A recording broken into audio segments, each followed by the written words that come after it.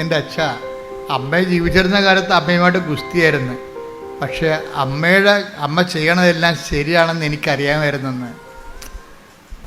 അതവർ കണ്ണ് നിറഞ്ഞുകൊണ്ടാണ്. അപ്പം നിങ്ങൾ മരിച്ച് 10-12 കൊല്ലം കഴിഞ്ഞിട്ടായിരിക്കും എന്നെപ്പോലുള്ള ആൾക്കാരെ കാണുമ്പോൾ അവർ പറയണത് അമ്മ ചെയ്യണതെല്ലാം ശരിയാണെന്ന് എനിക്കറിയാമായിരുന്നു. അമ്മ അത്രയ്ക്ക് തങ്കപ്പെട്ട സ്ത്രീയായിരുന്നു. പക്ഷെ നിങ്ങൾ ജീവിച്ചിരിക്കുന്ന കാലത്ത് ഒരിക്കലും നിങ്ങളോട് അവരത് പറയത്തില്ല.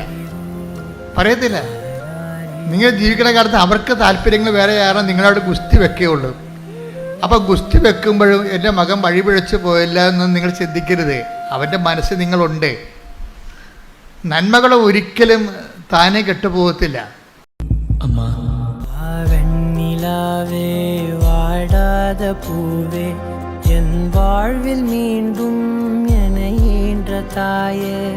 അതായത് അവരുടെ മനസ്സ് നിങ്ങളെ തോറ്റു, എൻ്റെ മകനെ എൻ്റെ മകളെ വിശുദ്ധിയിലേക്ക് നയിക്കാൻ ഞാൻ തോറ്റുപോയി എന്ന് നിങ്ങൾ പറയരുത്. കാരണം അവളുടെ പ്രായത്തിൻ്റെത് കൊണ്ടും പിന്നെ കൂട്ടുകാരുടെ സമ്മർദ്ദം കൊണ്ടും പെട്ടെന്ന് ഇങ്ങനെ ഒരു തീരുമാനമൊക്കെ ഉണ്ടായതിൽ നിങ്ങളെ നിഷേധിച്ച് തരരുത്. നിങ്ങളുടെ ആ മനസ്സിൽ അപ്പോഴും നിങ്ങൾ അവരെ നിങ്ങൾ ചാടിത്തുള്ളി അവിടെ കടുത്തേക്ക് കയറാൻ ഒന്നും പോയിട്ട് കാര്യമില്ല. ശാന്തമായി സൗമ്യമായി പ്രാർത്ഥിക്കുക. ഈ സൗമ്യത എന്ന് പറയുന്നത് ഒരു സാക്ഷ്യമാണ്.